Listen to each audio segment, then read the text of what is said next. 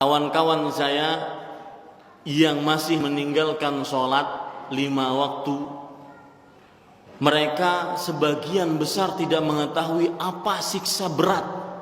Belum di akhirat, di azab kubur saja, di alam barzakh saja sudah mendapatkan siksa bagi orang yang meninggalkan sholat. Di antaranya hadis riwayat Bukhari, Rasul sallallahu alaihi wasallam pernah dibawa 2 malaikat. Kemudian beliau melihat salah seorang dari melihat 2 orang, ya, melihat 2 orang. Saya bacakan saja. Wa inna ataina ala rajulin muttaji'in. Kami mendatangi seorang yang lagi terlentang rebahan. Wa idza akharu qa'imun 'alaihi bisakrah.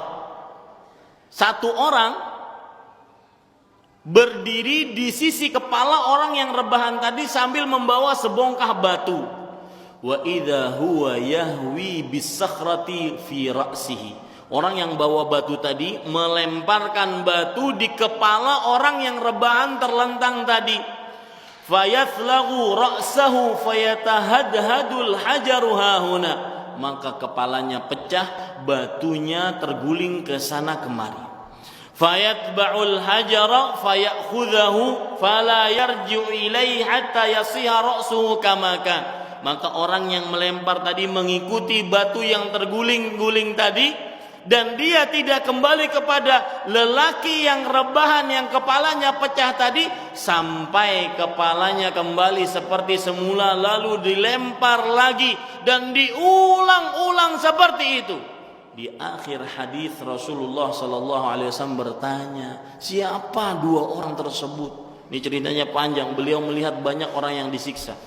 Kata malaikat yang membawanya, amar rajulul awal alladhi ataita alaihi yuslaghu ra'suhu bil hajar fa innahu ar-rajulu ya'khudhul Qur'an fayarfudhuhu wa yanamu 'anis salatil maktubah.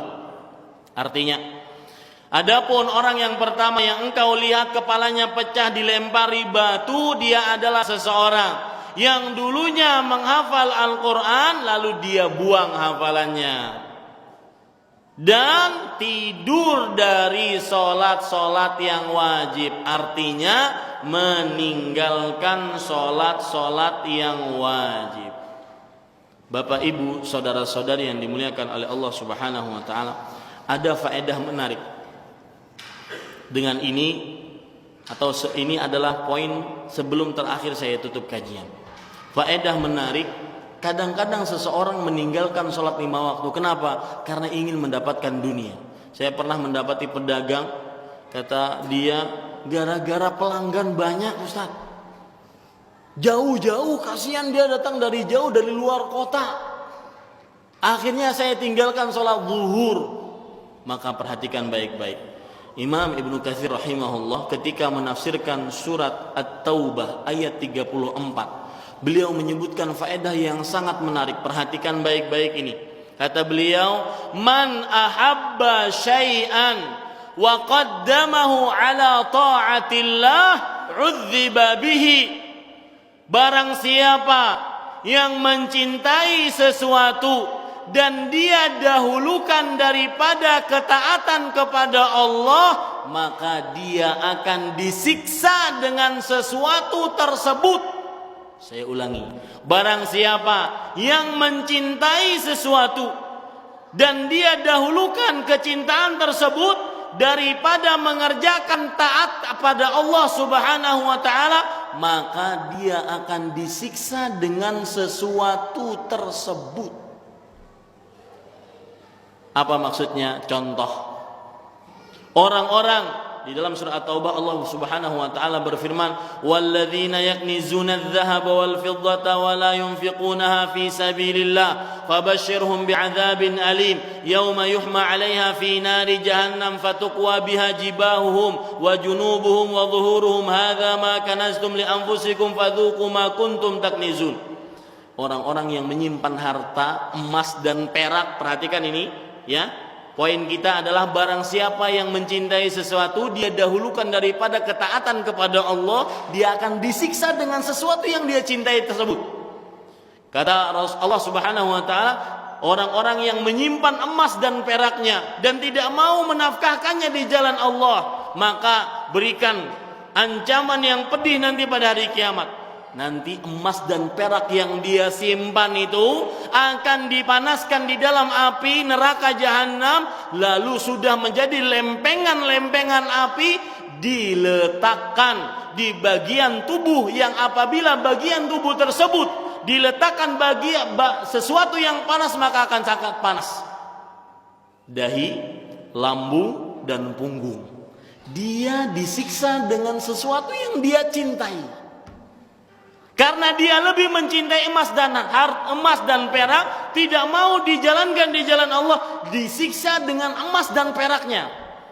Ingin contohnya? Abu Lahab. Abu Lahab lebih mencintai istrinya daripada Allah dan Rasulnya. Nanti hari kiamat, wa mra'atuhu hammalatal hatab fi jidiha hablun min masad. Yang menyiksa dia nanti di akhirat, dan ini siksa yang paling menyakitkan bagi Abu Lahab. Orang yang dia cintai malah yang menyiksa dia di akhirat. Yang membakar dia nanti di akhirat adalah istrinya sendiri. Kenapa? Karena dia lebih mencintai istrinya dibandingkan Allah dan Rasulnya. Siapa yang ninggalin sholat gara-gara dagangannya, tokonya, pekerjaannya, dia akan disiksa dengan sesuatu yang dia cintai.